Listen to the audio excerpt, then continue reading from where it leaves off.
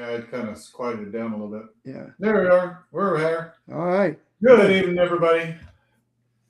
Hope you're all having a good Memorial Day All weekend. right. Here we go. Monday, the end. I gotta change my camera here a little bit. I'm looking. Feels like I'm looking the other direction. There we go. Now I look like I'm looking straight. All right. Yeah, and I'm trying to get all this out.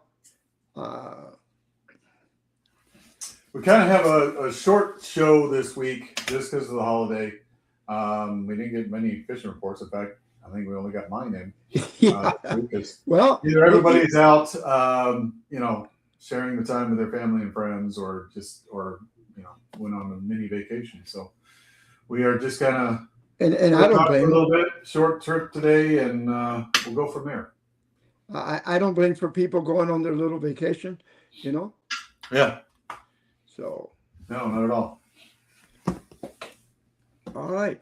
So that let me tell you, I did have a fantastic.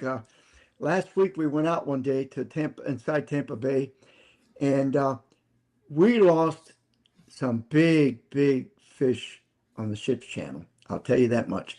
Now, some could have been Goliath because we did land about a 30-pound Goliath.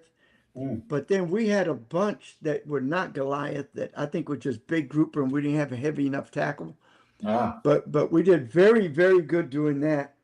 And then the other thing, we went to another spot that it's like a rock jetty. And we got 2 big hits. They were running.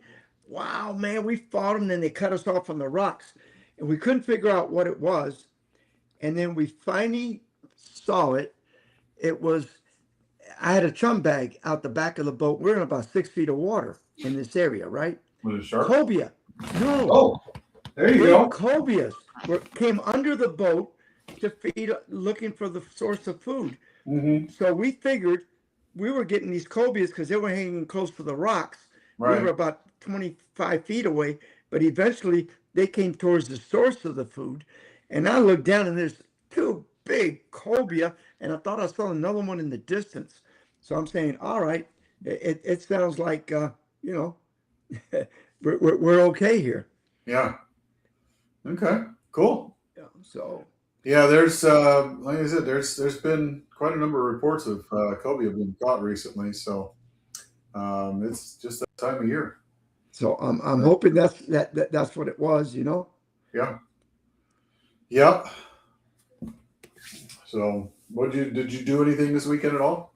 No, this weekend, I tell you what, I don't like to be in the water. I don't like to be around on the highway. Too many drunks, whatever. Maybe not. Yeah. But you know what? I just went visit my granddaughter, and that's about as far as we got. We didn't want to do anything else. Gotcha. So, other than that, I can't complain. Alejandro's watching. All right, we got somebody watching. Yeah, I don't see the comments. There's some Facebook. Where'd you say Donald was at? He was there at Fort DeSoto, which I didn't realize. He was like, because I got there on Thursday, and I think they were there on Friday, and didn't realize that they were there because I saw a post. I did see a bunch of kayaks, and I'm sure that was his group. It's probably one of them. Yep. Because of where they were launching and some of the pictures that I saw, we were right near those guys fishing. So, we had no idea. We were in the same area and no idea we were together. Out of curiosity, how was the water quality? Was it fairly clean? Because usually it's pretty clean in that area. Yeah, it wasn't bad at all. It was okay. We could see a couple feet, it wasn't bad at all. And the algae seemed to have subsided in a lot of places too, which is a good thing. But you can still see that algae in some of that backwater where the water doesn't move a whole lot. That's the only thing I don't like about what's happened over there is that algae is just really taking control of certain areas in Fort DeSoto. Because I know that in Tampa Bay, where I was at, like I said, that one area, we were in about 6 feet of water, 6.5. You could see the bottom really clean. Then we went over to the mackerel spot, and lost 2 or 3 mackerel. Same thing. We were in about 7 feet of water. You could see the bottom. Yeah.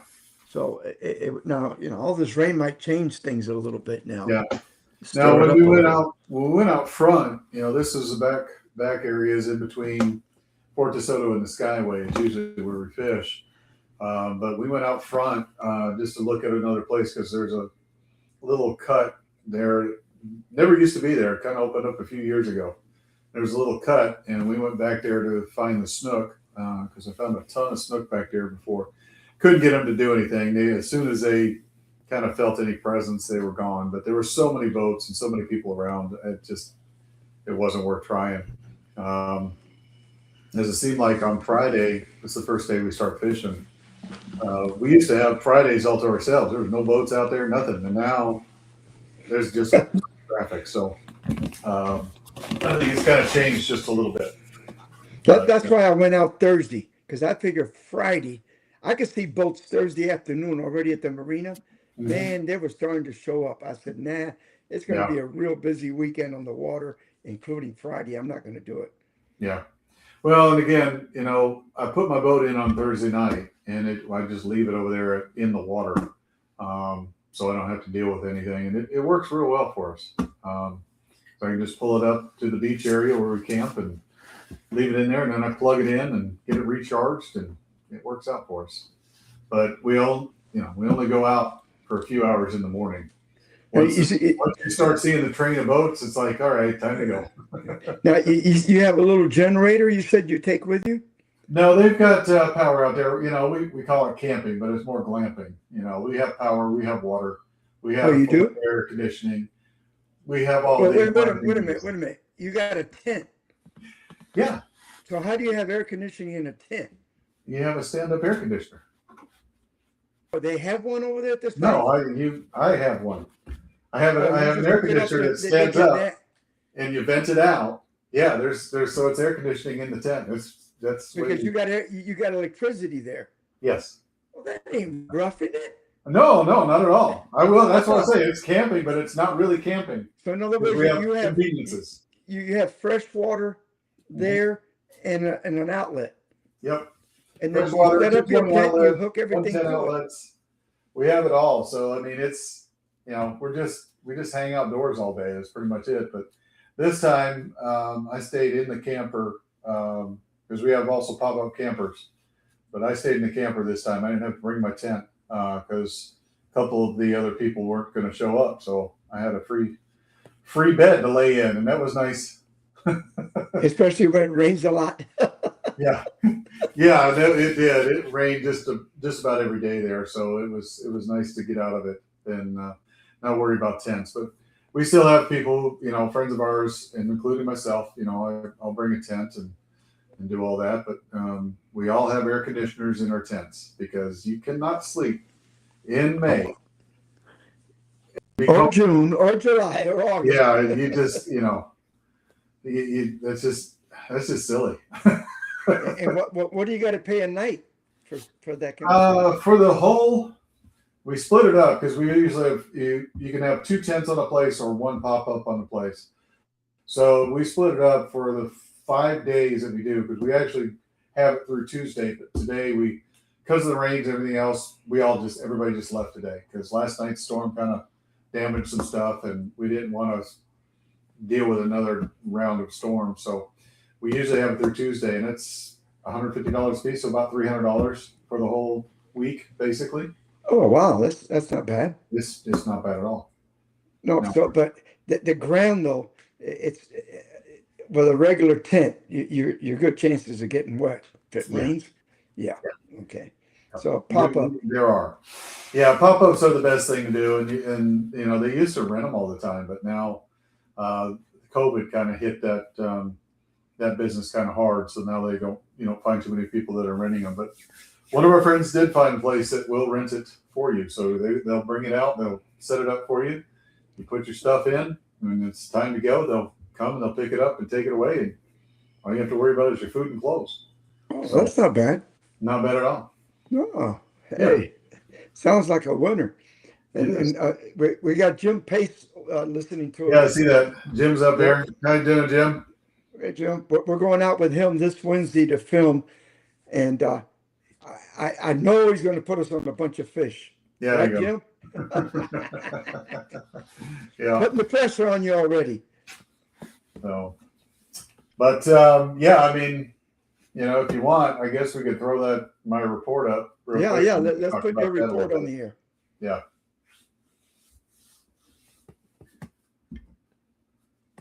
Good evening, everybody. Captain Mike Haynes out of Crystal River, Florida. Well, as you can see, I'm not in Crystal River right now. This is Fort DeSoto, and usually come out here every year and camp with my friends. We do a little fishing and have a good time with it. And I can tell you in Fort DeSoto, we primarily go for redfish here. It's just one of those things that we do. There's plenty of snook and trout around, but especially this year, for some reason, we've got some pretty strong winds in the morning. So we just kind of stuck to redfish this year and had a good time of it. Catching good sizes of redfish and quite a number of them. Using cut mullet or greenbacks, white bait, however you want to call it. Found schools of greenbacks or white bait here, especially around the bridges early morning. Or if we didn't find those, we'd go and net a few mullet and use those for bait. So we had a good time. You'll see one of the videos of Willie there. He's been with us quite a while over here. It's one of our friend's sons, and he never caught a redfish. So that's one of his first redfish that he caught, and it was over slot. Had to throw it back, but he had a good time with it. Crystal River, the fishing is definitely heated up. Got a lot of videos, people catching snook off of jigs early morning.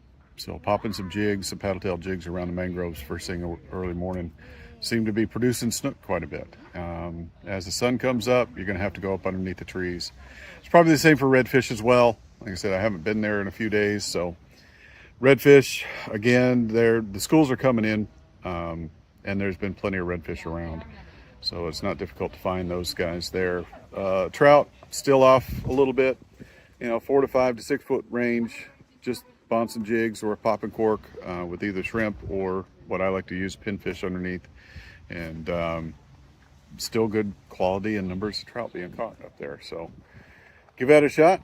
And summer's just heating up, and we'll see what we get next week. It's Captain Mike Haynes, Fishbones Charters out of Crystal River, Florida. Well, it sounded like you had fun, though. Yeah, it was. I mean, it's the time of year I look forward to it every year. We get a nice potluck dinner and get a bunch of friends that show up on Saturday night, and I think we had over 20 people there. Now, is it May that you go every year? Same time of the year? Or? Same time of year, yeah. We go from Thursday through Memorial Day and bring the boat down there and just have some fun. We got kayaks, and everybody comes out and does a little fishing with me in the mornings, kind of trade off from a couple people here and there, and it's just a fun time. I mean, it's my old backyard where I grew up fishing. A lot has changed since then, but it's still good fishing around there. And you said it was pretty busy? It was. It was very busy. A lot of jet skis, a lot of boats running through there.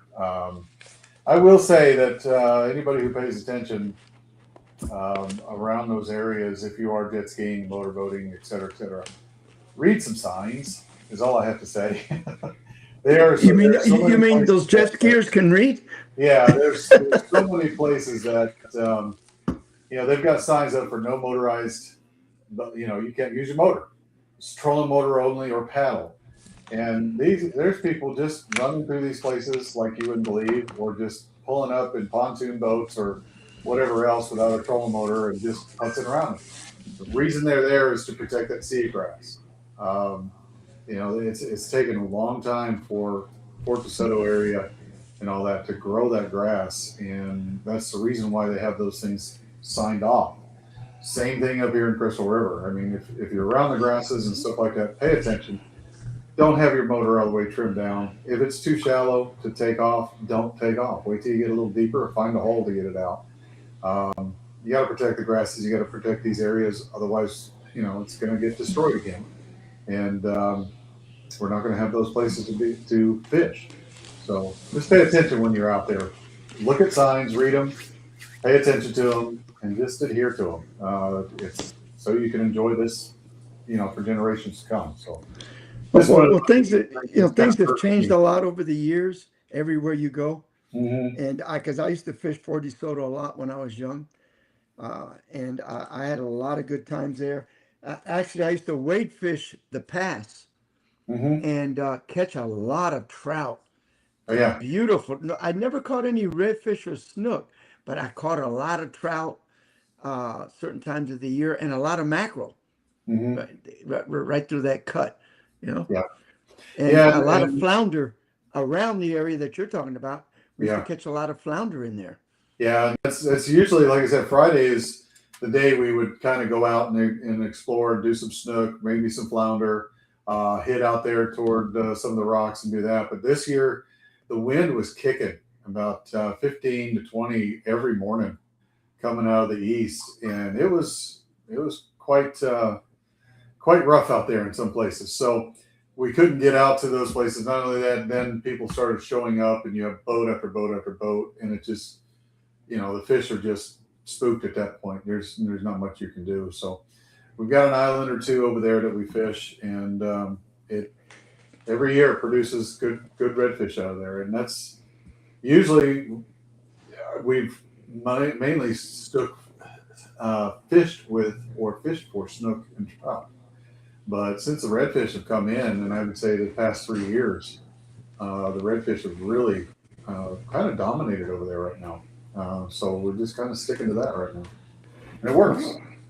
That's the whole thing. And I used to fish a lot of those canals back in there, and I hmm used to catch a lot of big reds. hmm And then when that one red tide about 8 or 10 years ago, all of a sudden they just quit going back into those canals. I mean, Yeah. a bunch of us captains used to go in there all the time. I used to go all the way from the marina up here in Tampa, run my boat all the way down there because it was worth burning the gas because you could go and get 10, 15, 20 over slot redfish hmm every day, every time you went. Yeah. Uh, Yeah. We used to go on the outside right now it's a no motor zone, but we used to go on the let's say if you're looking at it, it would be the east side of the Fort DeSoto Park, in between where the Skyway is and the park. There was a massive flat out there, and I've done it a couple times in the past, but I haven't done it recently in the past few years. But you get around to the one side whichever way the wind is blowing, and there's just a bunch of potholes out there. And you get out right there early in the morning, throwing some top waters over some of those potholes. There's some decent trout out there, and there really is. But you got to have a nice calm morning, and we never had a calm morning to do it. It was just blowing hard, but you get over there and just kind of set up and flow with the tide, and just every pothole that you would find, you'd get nice big trout out of them, either top water or throwing the jigs. yeah, So. Jim Pace said Jackass Key, and I used to do real good in there too. He's Mhm. right. That Yeah. was another great spot. Out of curiosity, is there a lot of fiddlers where you were at? There is, believe it or not, especially near the campground. Every time you walk down to the boat or we get into the water, there's a ton of fiddlers over there. Yeah, Ooh. I got. there is. I want some fiddlers. Huh? I want to get some fiddlers. I Yeah. mean, there's none around here anymore. No, there's quite a bit there. Even if you go down to the beach side, North Beach and areas, and you go toward the backside toward those mangroves, there's a ton of fiddler crabs over there right now. Well, that's good. We saw them everywhere. None of that mud minnows, like I said, white bait, especially around the bridge there at Fort DeSoto. They were just stacked up there. I pulled up and threw two casts and was done catching my bait, and I had plenty to deal with, and they were decent size. Wow. So, yeah, and the only thing I did not see is a bunch of finger mullet. Most of the mullet that we found or caught were, a pound or 2 pound type sizes. So, didn't see a whole lot of finger mullet, but definitely a lot of pinfish, bigger pinfish too than what I've caught in the past. Well, see, I had a conversation about that with a couple of the captains. When I go down Pine Island, Boca Grande, that area, finger mullet all over the place. Mhm. You come up here around Tampa. I mean, I've gone from one end of Wheaton Island to the other, all through there. I see mullet, but I don't see any finger mullet. No, no, we don't have them here in Crystal River either. Every once in a while, I'll find some finger mullet, and you might find some way in the back of the creeks, but there's So what? I mean, where are they going? Where are I they have getting no idea. There, we used to. I mean, used to. That's was your number one bait. You just cast, find some finger mullet, just going along the shoreline, and man. throw in there and get a whole bunch of finger mullet. But yeah, I just don't see them anymore, like we used to see them. I mean, we go to Pine Island and you go up in the mangroves, there's finger mullets all over the place. Mm-hmm. Come up here, you can't find one. Now on No. the East Coast, I understand they're the same way. They're all over the place. Yeah, the closest size to a finger mullet we've got here is probably it's about an 8-inch mullet, which to me is not really a finger mullet. I'm looking for the 4 to 6 inch, Right. but you don't see those sizes here at all between Crystal River and I've been going down to Fort DeSoto for 7 years now since I moved back to this area, and I just don't see the schools of them. So Wow. weird, yeah. So, and at least we have. I guess you said Donald was over there. I mean, Yeah. he's not. Yeah, on he may not be on today. I haven't seen him comment, but no. yeah, Donald was over there. I saw him on Facebook. Saw him post a picture, and he actually posted a picture on an island that we had fished earlier that day. So we kind of crossed paths in some way, but had no idea each other. It's probably one of those kayakers that you saw. Yeah, and they were both they were around the islands that we fish over there in between the skyways. So there was a good group of them. But yeah, if I'd have known that was him, I'd have stopped and said hey, and I'm sure he'd have done the same because yeah, we definitely saw them a few times out there. So. Now, last week we had a conversation about the fishing license, and they changed it. Yep. Somebody heard you. Yeah, the FWC went back, and I would have to say it's because of shows like our podcast and the groups and other captains and people just kind of putting the word out that it was kind of a stupid idea. Honestly, it was that FWC has reversed their stance on this, and now you can still get your 3-day or week permits online now. So, yeah, they tried it, but we made our voices heard, and they said, okay, we're gonna bring it back. So, it didn't make sense, No, it didn't. It was going to hurt everybody. Yeah. And again, for a charter captain, it doesn't matter too much because we pretty much own, have a license to take care of anybody who gets on our boat. But just in the industry as a whole, to me, that's just lost revenue. If somebody sits there and says, "Well, I can't get to a bait store," or it's a weekend or something's closed, well, I'm just not going to go fishing. Well, then the bait store loses the money, the merchant loses the money. They could be buying a rod and reel from a local place, line. It's not a good thing to cut that out. So again, I'm not sure what the whole reasoning behind it was, but at least they reversed their position. That's a good thing. So somebody was listening to a bunch of us. Thank God. Yeah, they were listening. I'm telling you, everywhere I looked online, through social media, from TikTok to Instagram to Facebook, everybody was talking about it. So I think our voices were heard, and they said, "Oh, that's probably not a good idea then." So and what about the red snapper thing? Everybody says it's political. I don't know. Yeah, well, and that's what I hear back and forth, and I haven't had a whole lot of time to invest and look behind it, but yeah, there's a judge, and it's mainly, it looks like the Atlantic red snapper seems to be where the problem is. I haven't seen too much on the Gulf side, but the Atlantic red snapper is where the judge is trying to halt Florida from making the rules. So And again, it's federal waters versus state waters, so there's a difference there. But Atlantic, unless you're down, well, Either you get down over deep down way water. south or north. Hmm? You're on the Panhandle. I mean, Yeah, I mean you the got deep Panhandle. water real quick. Yeah, deep water But real quick. But I mean, anything from Big Bend area, it's useless for us. I mean, You know, for us, you're not going to I mean, find you red gotta, snapper within 9 miles in state water. you're not. It's not going to happen out of St. Peter Clearwater. I mean, No, I'm not telling you that are rare. right? Like there's Yeah. a couple of places in Tampa Bay that some of the guys over the years have caught a red snapper Hmm. in the shift channel. But I mean, that's a rare thing, and that's not Yeah. like, oh yeah, we got two or three. You got one. It's like catching sailfish out of Tarpon Springs. It Right. happens once every 4 or 5 years. Somebody sees some and they hook a sailfish, Yeah. but it's not a common thing. It's not going to happen. No, it's not. So, yeah, like I said, in certain areas, it's no big deal. State waters, you're going to find those fish, but there's a big majority of Florida that's going to affect the fact that they can't get out there and do the red snapper like we want to. So, it's political. I would have to say it's basically state against Fed, and so that's political.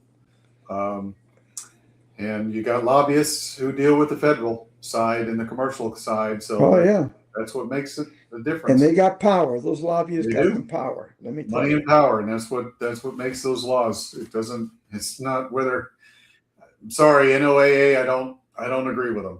I don't think they should have been anywhere near our fisheries. But I agree with you.